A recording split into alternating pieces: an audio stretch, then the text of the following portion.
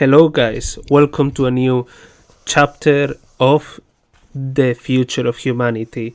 Today, we will be talking about transhumanism and technology. In the movie Iron Man, suave industrialist Tony Stark dons a sleek computerized suit of armor, bristling with missiles, bullets, flares, and explosives. It quickly transforms a frail human into a powerful superhero, but the real magic is the one inside of the suit, which is crammed with the latest computer technology, all controlled by a direct connection with Tony Stark's brain.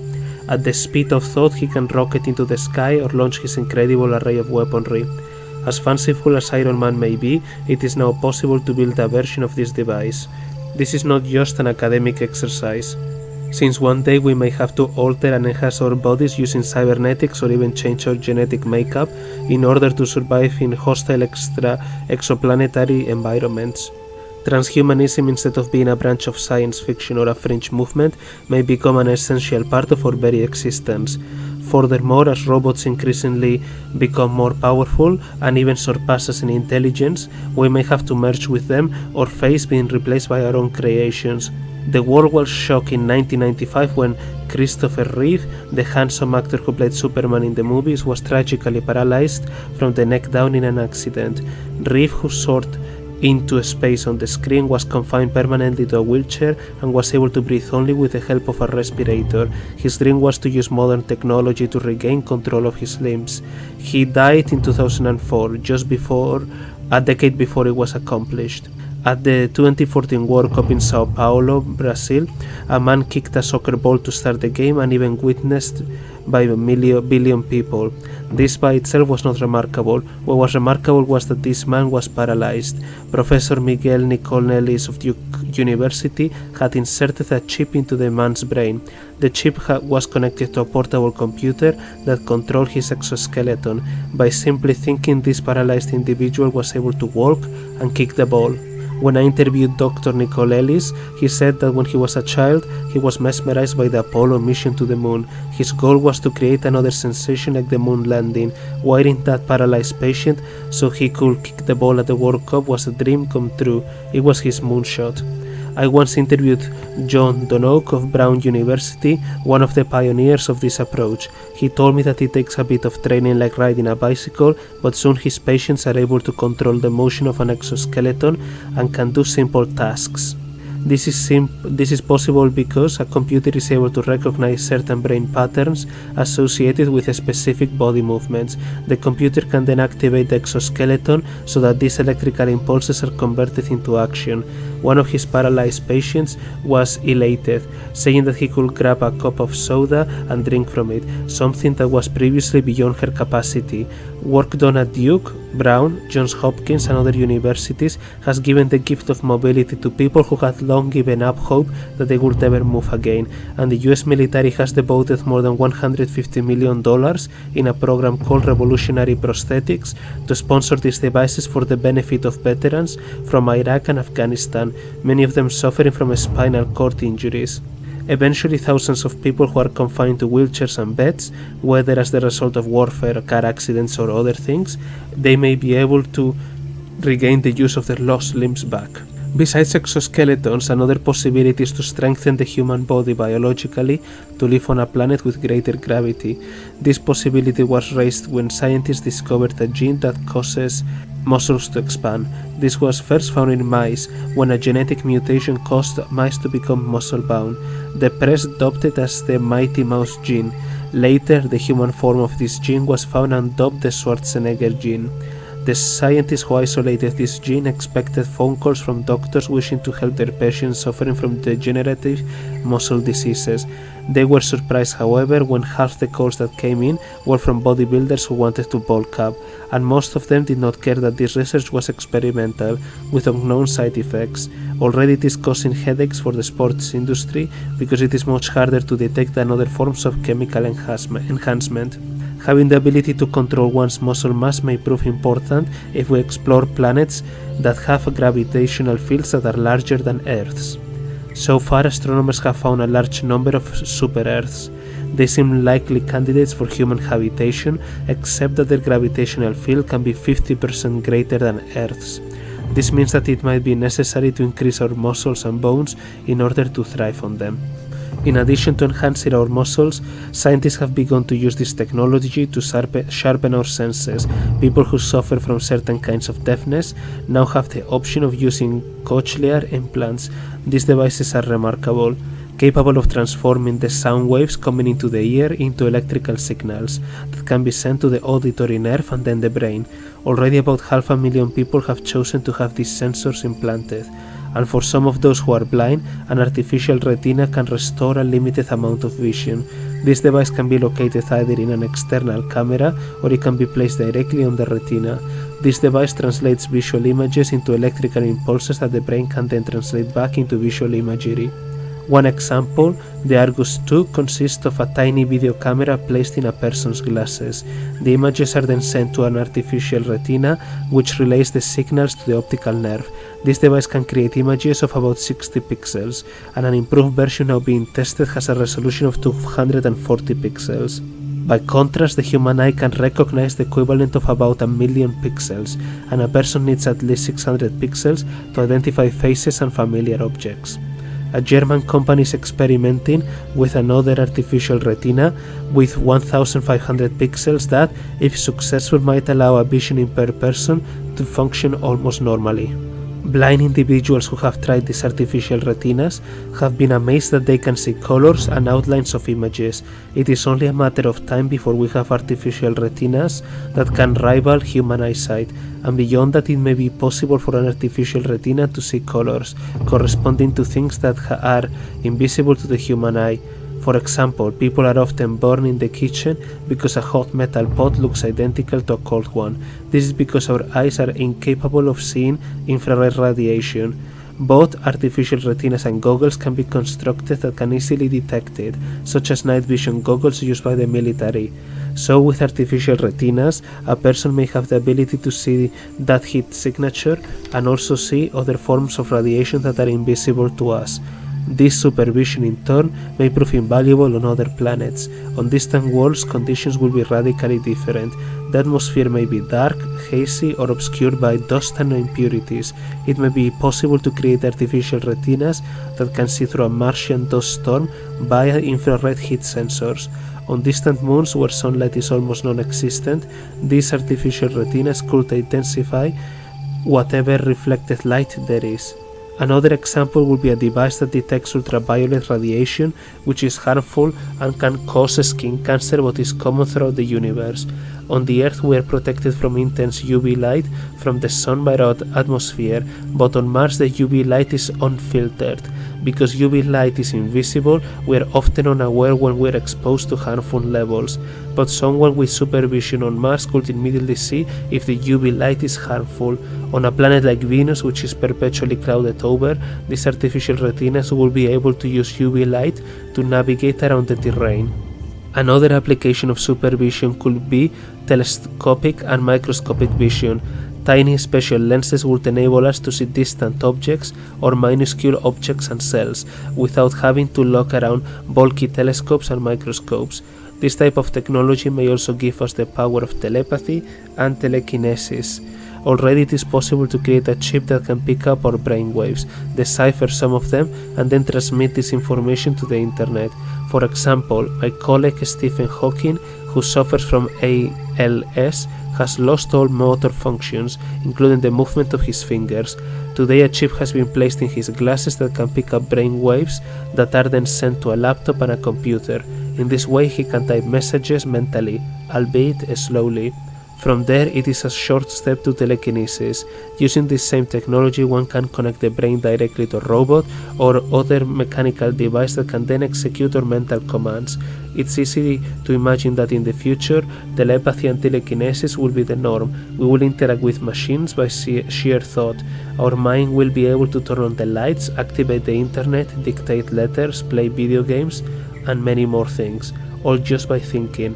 Astronauts of the future may use the power of their minds to pilot their spaceships or explore distant planets. Cities may rise from the deserts of Mars, all due to masters builders who mentally control the work of robots. Of course, this process of enhancing ourselves is not new, but has been happening for all of human existence. Throughout history, we see examples of how humans have used artificial means to enhance our power and influence.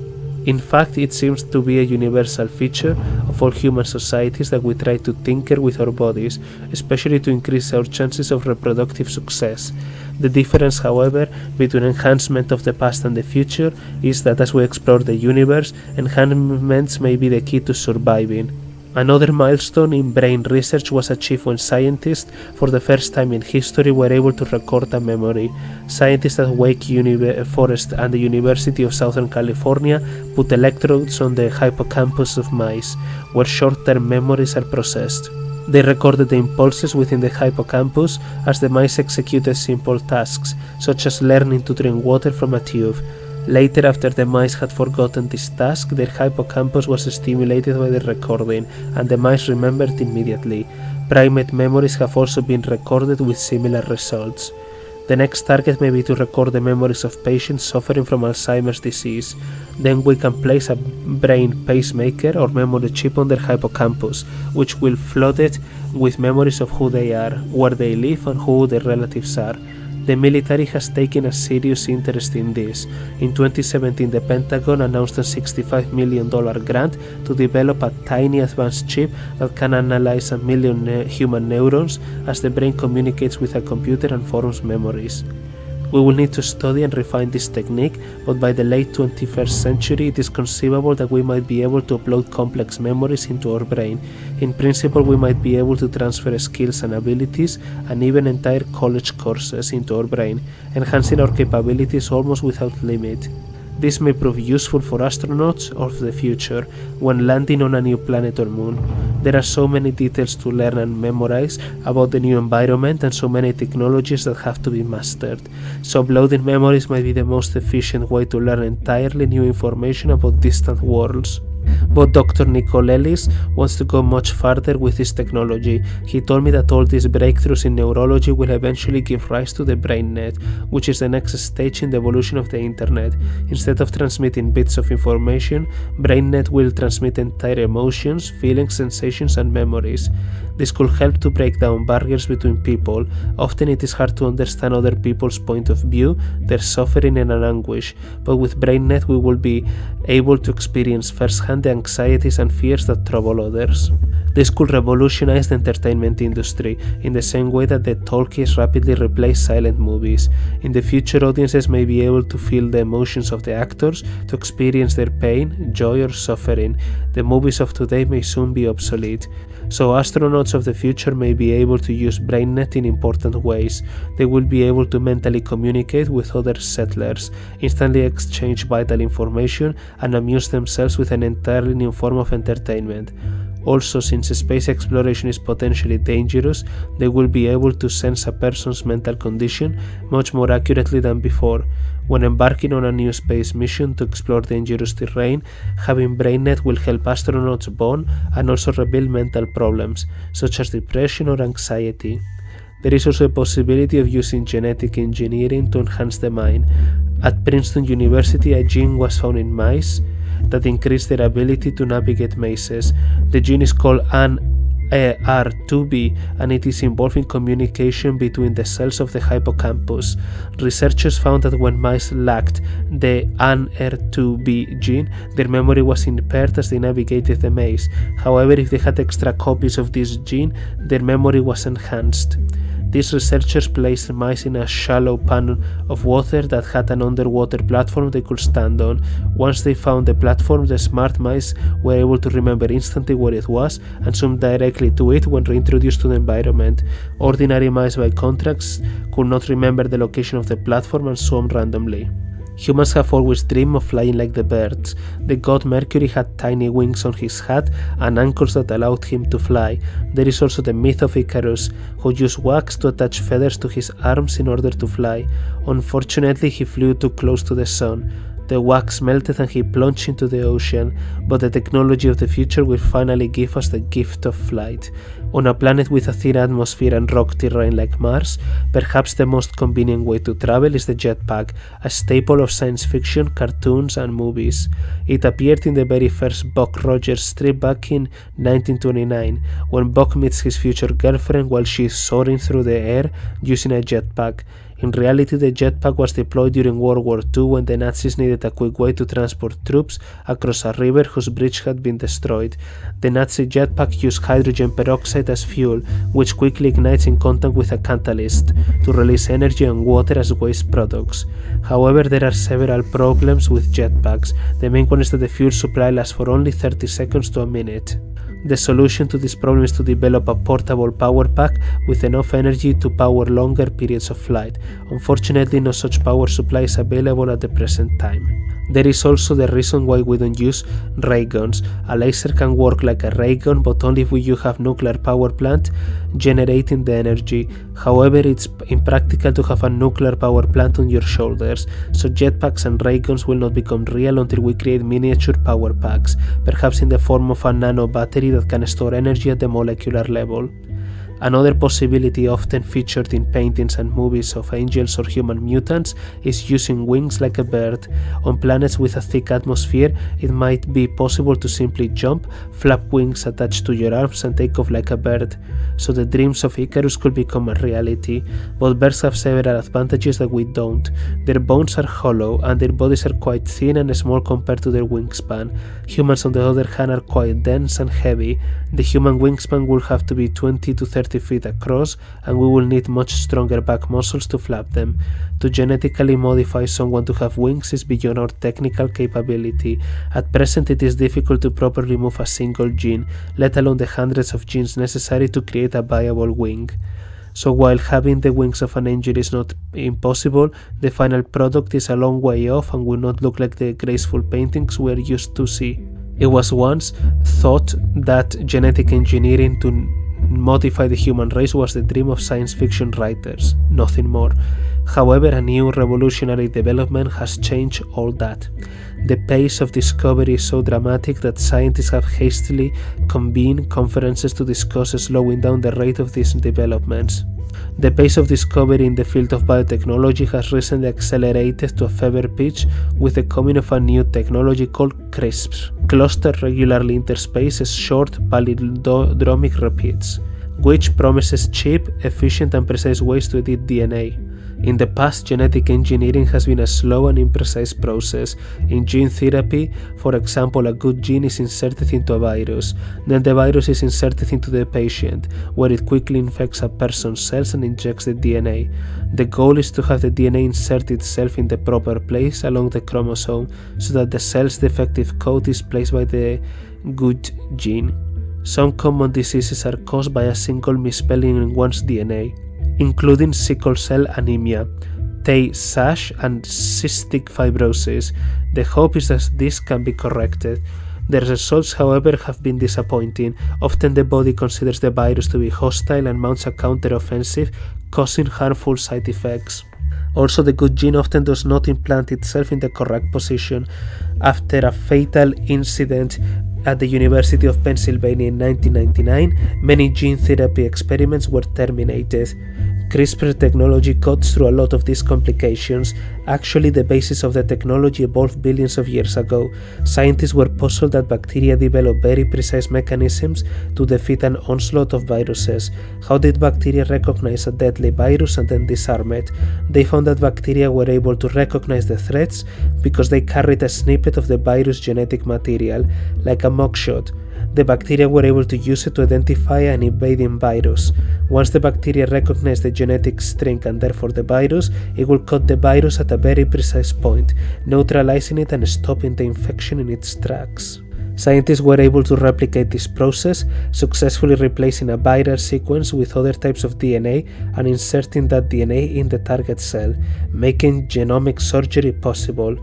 CRISPR radically replaced older methods of genetic engineering, making gene editing cleaner, accurate, and faster. This revolution took the field of biotechnology by storm. It just completely changed the landscape, said Jennifer Doudna, one of the pioneers. David Weiss of Emory University said, "All of this has basically happened in a year. It's incredible." Already, researchers at the Hobrak Institute in the Netherlands have shown that they can correct a genomic error that causes cystic fibrosis. This raises hopes that many incurable genetic diseases may one day be cured. Many scientists hope that they eventually can use some of these genes for certain forms of cancer and replace them using CRISPR technology, therefore removing the possible growth of tumors. Bioethicists worried about the possible misuses of this technology have organized conferences to discuss this new science because the side effects and complications are not known, and they have a series of recommendations to try to cool down the furious pace of CRISPR research. In particular, they raise concerns that this technology may lead to germline gene therapy. These are two types of gene therapy: somatic cell gene therapy, where non-sex cells are modified so that the mutations do not spread to the next generation, and germline gene therapy, where your sex cells are altered so that all your descendants can inherit the modified gene. Germline gene therapy could, if unchecked, alter the genetic heritage of the human race. It means that once we venture amongst the stars, new genetic branches of the human race might emerge. Usually this will take tens of thousands of years, but bioengineering may reduce that to a single generation if germline gene therapy becomes a reality. In summary, the dreams of science fiction writers who speculated about modifying the human race to colonize distant planets were once considered to be too unrealistic or fanciful. However, with the coming of CRISPR, these far-fetched dreams can no longer be dismissed. Still, we must engage in a thoughtful analysis of all the ethical consequences raised by this fast-moving technology. These are examples of transhumanism, which advocates embracing technology to enhance our skills and capabilities to survive and eventually flourish on distant worlds. We may have to alter ourselves mechanically and biologically. To transhumanists, it's not a matter of choice but of necessity. Altering ourselves increases our chances on planets with different levels of gravity, atmospheric pressure and composition, amongst other variations. Rather than being repulsed by technology or fighting its influence, the transhumanists believe that we should embrace it. They relish the idea that we can perfect humanity. To them, the human race was a byproduct of evolution, so our bodies are a consequence of random hazard mutations. Why not use technology to systematically improve on these quirks? Their ultimate goal is to create the post-human, a new species that can transcend humanity. Although the concept of altering our genes makes some people squeamish, Greg Stock, a biophysicist affiliated with UCLA, has emphasized that humans have been changing the genetics of the animals and plants around us for thousands of years. When I interviewed him, he pointed out that what appears natural to us today is actually a byproduct of intense selective breeding. The modern dinner table would be impossible without the skills of ancient breeders who cultivated plants and animals to suit our needs. Today's corn, for example, is a genetically modified version of maize and cannot reproduce without human intervention. The kernels or seeds do not fall off by themselves, and farmers have to remove and plant them for corn to grow. And the variety of dogs that we see around us are a byproduct of selectively breeding a single species, the grey wolf. So humans have altered the genes of scores of plants and animals, such as dogs for hunting and cows and chicken for food. In fact, if we could magically remove all the plants and animals that humans have bred over the centuries, our society would look drastically different from what it is today. As the genes for certain human traits are isolated by scientists, it will be hard to stop people from trying to tinker with them.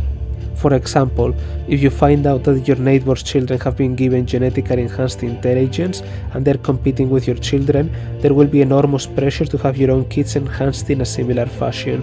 And in competitive sports where the rewards are astronomical, it will be exceedingly difficult to stop athletes from trying to enhance themselves, whatever ethical hurdles they present. Dr. Stock argues that we should then dismiss genetic enhancement unless a modification is harmful, or as Nobel laureate James Watson has said, no one has really the guts to say it, but if we could make better human beings by knowing how to add genes, why shouldn't we? Advocates of transhumanism believe that when we meet advanced civilizations in space, they will have evolved to the point of modifying their biological bodies to accommodate the rigors of living on many different planets. To the transhumanists, advanced civilizations in outer space have most likely achieved a genetically and technologically enhanced future. So if we ever meet aliens from space, we shouldn't be surprised if they are part biological and part cybernetic. Physicist Paul Davies goes one step further. My conclusion is a startling one. I think it very likely, in fact inevitable, that biological intelligence is only a transitory phenomenon, a fleeting phase in the evolution of intelligence in the universe. If we ever encounter extraterrestrial intelligence, I believe it is overwhelmingly likely to be post-terrestrial intelligence and biological in nature, a conclusion that has obvious and far-reaching ramifications for SETI. An AI expert, Rodney Brooks, wrote, "My prediction is that by the year 2100 we will have very intelligent robots everywhere in our daily lives, but we will not be apart from them. Rather, we'll be part robot and connected with the robots." This debate over transhumanism is actually not a new one, but goes back to the last century, when the laws of genetics were first understood. One of the first people to articulate the idea was J.B.S. Haldane, Daedalus or Science and the Future, in his book, in which he predicted that science could use genetics to improve the condition of the human race. Many of his ideas seem tame today, but he was aware of the controversy they would generate and admitted that they might appear to be indecent and unnatural to someone who read about them for the first time, but that people might eventually accept them. Finally, the basic principles of transhumanism, that humanity should not have to endure nasty, brutish and short lives when science can relieve suffering by enhancing the human race, were first clearly laid out by Julian Huxley in 1957. There are several different views on what aspects of transhumanism we should pursue. Some believe that we should focus on mechanical means to enhance ourselves, such as exoskeletons, special goggles to improve our vision, memory banks that can be uploaded into our brains, and implants to increase our senses. Some believe that genetics should be used to eliminate lethal genes, and some believe that they should be used to enhance our natural abilities, and some others believe that they should be used to increase our intellectual power. Instead of taking decades to perfect certain genetic characteristics via selective breeding, as we have done with dogs and horses, we can accomplish whatever we want in one generation with genetic engineering. Progress in biotechnology is so rapid that ethical questions abound, and the sordid history of eugenics, including Nazi experiments to create a master race, presents a cautionary tale for anyone interested in altering humans. And it is now possible to take skin cells from a mouse and modify them genetically so that they can become egg and sperm cells, then mate them to produce a healthy mouse. Eventually this process may be applied to humans. It will vastly increase the number of infertile couples who can successfully produce healthy children, but it also means that people could obtain your skin cells without your permission and create clones of you. Critics claim that only the rich and powerful will be able to benefit from this technology. Francis Fukuyama of Stanford has warned that transhumanism is among the world's most dangerous ideas, arguing that if the DNA of our descendants is altered, it will likely change human behavior, create more inequality and hence undermine democracy. However, the history of technology would indicate that although the wealthy will have early access to these technological miracles, the cost will eventually drop to the point where even the average person can afford them.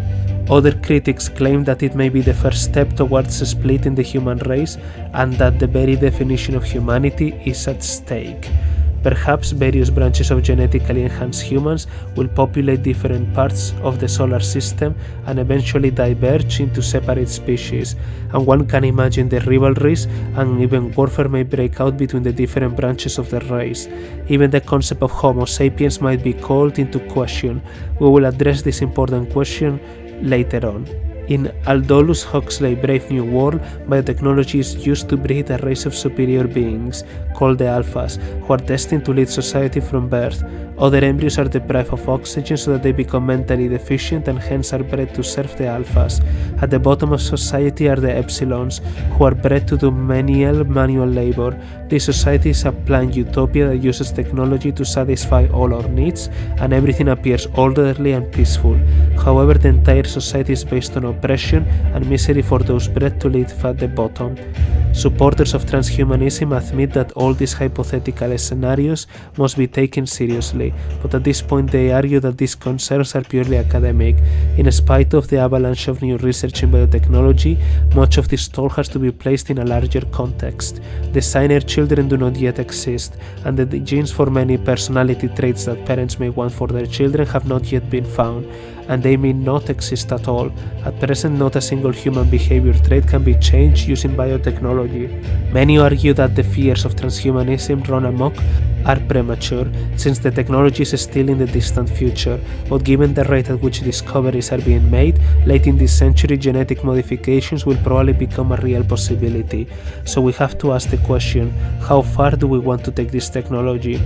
As I have stated before, I believe that the caveman or caveman principle comes into play and puts a natural limit on how far we will want to alter ourselves. Our basic personality has not changed much since we first emerged as modern humans 200,000 years ago.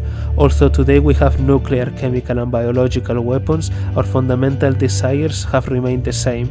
And what do we want? Surveys that check this place a high value on the opinions of our peers. We want to look good, especially in front of the opposite sex. We want the admiration of our circle of friends. We might hesitate before altering ourselves too dramatically, especially if it makes us look different from those around us. Therefore, it is likely that we will only adopt enhancements if they raise our status in society. So, though there will be pressure to genetically and electronically enhance our power, especially if we go into outer space and live in different environments, there may well be limits on how much alteration we desire, and that limitation will help us be grounded. When Iron Man first appeared in the comics, he was a rather clunky, awkward-looking character. His armor was yellow, round and ugly. In fact, he looked like a walking tin can. Young children could not identify with him, so the cartoonists later decided to give him a complete makeover. His armor became multicolored, sleek and form-fitting, clearly enhancing the slim fighting figure of Tony Stark. As a result, his popularity rose dramatically. Even superheroes have to obey the caveman principle. Golden era science fiction novels often portray the people of the future as having gigantic bald heads and tiny bodies. Other novels have us evolve into huge brains living in large baths of liquid. But who wants to live like that? I think the caveman principle will prevent us from evolving into creatures that we find repulsive. Instead, we would in all likelihood want the ability to increase our lifespan, memory and intelligence without having to reform our basic human shape. For example, when playing games in cyberspace, we often have the freedom to choose an animated avatar to represent ourselves. Often we choose avatars that make us attractive or appealing in some way, rather than grotesque or repulsive. It is also possible that all these technological wonders will backfire and reduce us to helpless children leading pointless lives. In the Disney cartoon WALL-E, humans live in spaceships where robots cater to every imaginable whim. Robots do all the heavy lifting and take care of every need, leaving humans with nothing to do but pursue silly pastimes. They become fat, spoiled and useless, and spend their time with nothing to do. But I think there is a baseline personality that is hardwired into our brains. For example, if drugs are legalized, then many experts estimate that perhaps 5% of the human race will become addicted, but the other 95%, seeing how drugs can limit or destroy a person's life, will steer clear of them, preferring to live in the real world rather than in the drug-altered one. Similarly, once virtual reality is perfected, perhaps a similar number of people may prefer to live in cyberspace rather than in the real world, but it is not likely to be an overwhelming number. Remember that our caveman ancestors wanted to be useful and helpful to others. It is hardwired into our genes. When I first read Asimov's Foundation trilogy as a child, I was surprised that human beings 50,000 years from now did not alter themselves. Surely I thought humans by then would have completely enhanced bodies with gigantic heads, tiny withered bodies, and superpowers like in the comic books. But many of these scenes in the novel could have taken place on the Earth today. Looking back at that historic novel, I now realize that the caveman principle was probably at work. I imagine that in the future people will have the option of putting on devices, implants and accessories that give them superpowers and enhanced abilities, but afterward they will take most of them off and interact normally in society, or if they permanently alter themselves, it will be in a way that enhances their standing in society. When Louis Brown, first test tube baby, was born in 1978, the technology that made it possible was denounced by many clergymen and columnists who believed that we were playing God. Today, there are more than 5 million test tube babies in the world. Your spouse or best friend may be one. People have decided to embrace this procedure in spite of vigorous criticism. Similarly, when Dolly the sheep was first cloned in 1996, many critics denounced the technology as being immoral and even profane, yet today cloning is largely accepted. I asked Robert Lanza, an authority on biotechnology, when the first human cloning might be possible. He pointed out that no one has ever successfully cloned a primate, let alone a human, but he thought that human cloning will one day be possible, and if humans are ever cloned, it is likely only a tiny fraction of people who will clone themselves, most likely rich people. Some have also denounced designer children who are genetically modified by their parents, yet today it is commonplace for people to create several in vitro fertilized embryos and then discard the ones that have potentially fatal mutations. Thus, in one generation we might conceivably eliminate these lethal traits from the gene pool. When the telephone was first introduced in the last century, there were vocal critics. They said it was unnatural to speak to some invisible, disembodied voice in the ether, rather than talking to people face to face, and that we will spend too much time on the phone, rather than talking to our children and close friends. The critics, of course, were right. We do spend too much time talking to disembodied voices on the ether. We don't talk to our children enough, but we love the phone and sometimes use it to talk to our children. People, rather than editorialists, decided for themselves that they wanted this new technology. In the future, as radical forms of technology that could enhance the human race become available, people will decide for themselves how far to take it. The only way in which this controversial technology should be introduced is after democratic debate. What seems unethical and even immoral today might seem quite ordinary and mundane in the future. In any event, if we are to explore the planets and the stars, we will have to modify and enhance ourselves to survive the journey, and since there is a limit to how far we can terraform a distant planet, we will need to adjust ourselves to different atmospheres and other variables, so genetic and mechanical enhancement will be necessary. But so far, we have only discussed the possibilities of enhancing humanity. What will happen if we explore outer space and encounter intelligent life forms that are completely different from us? Moreover, what happens if we meet civilizations that are millions of years ahead of us in technology? And if we do not encounter advanced civilizations in outer space, how might we become one ourselves? Although it is impossible to predict the culture, politics and society of an advanced civilization, there is one thing that even alien civilizations will have to obey, and that is the laws of physics. So what does the physics tell us about such advanced civilizations?